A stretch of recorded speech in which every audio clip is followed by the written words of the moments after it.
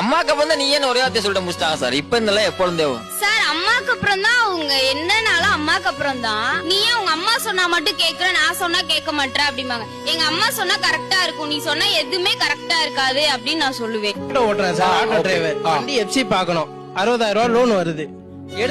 எடுத்துட்டு நான் கேட்ட போறேன். அதுக்கு அவங்க அம்மா கிட்ட கேட்டாங்க, அவங்க அம்மா வேண்டான்ட்டாங்க. அவங்க சொல்ல கரெக்டா இருக்குல்ல சார். எனக்கு புரியல, என்ன எல்லாருமே அவங்க சொன்னா கரெக்டா இருக்கும், அவங்க சொன்னா கரெக்டா சார். அம்மா சொன்னா ஏன் கரெக்டா இருக்கும் நாங்க சொல்றேன்னு. நாங்க சின்ன வயசுல இருந்தே அம்மா சொல்றதுக்கு ஊங்கொட்டி பழகிட்டோம். இப்ப ஊஹுன்னு சொன்னா அவங்க எப்படி அக்செப்ட் பண்ணிக்குவாங்க? ஊதான் சொல்லணும். சின்ன வயசுல இருந்தப்போ நமக்கு பக்குவம் கிடையாது. சின்ன வயசுல இருந்தப்போ நமக்கு மூளை வளர்ச்சி இருந்திருக்காது. இப்ப நம்ம வளர்ந்துட்டோம், மூளை வளர்ச்சி அடைஞ்சிருச்சு. தமிழ்ல ரொம்ப அழகான வார்த்தை இருக்கு, இல்லறம் அப்படின்னு. இல்லறம் அப்படிங்கிறது அதுல என்னைக்குமே 2 பேர் தான், கணவனும் மனைவி தான். மத்தவங்க அது வெளியில தான்.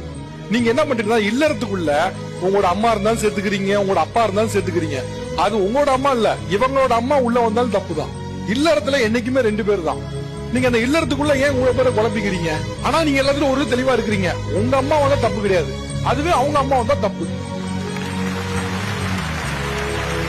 அண்ட் ரொம்ப காமனான பிலாசபி என்னன்னா, உங்களுக்கு நல்லவங்களா இருக்கவங்க எல்லாருக்கும் நல்லவங்களா இருக்கணும்னு அவசியம் இல்ல. எல்லாரும் நல்லவங்களாவும் இருக்க மாட்டாங்க. எண்ட் ஆஃப் தி டே இல்லறம் நீங்களும் உங்க கணவரும் தான். அதுல தேவையில்லாம +1 அடிஷன் அவங்க ஃபேமிலியும் வேண்டாம், உங்க ஃபேமிலியும் வேண்டாம்.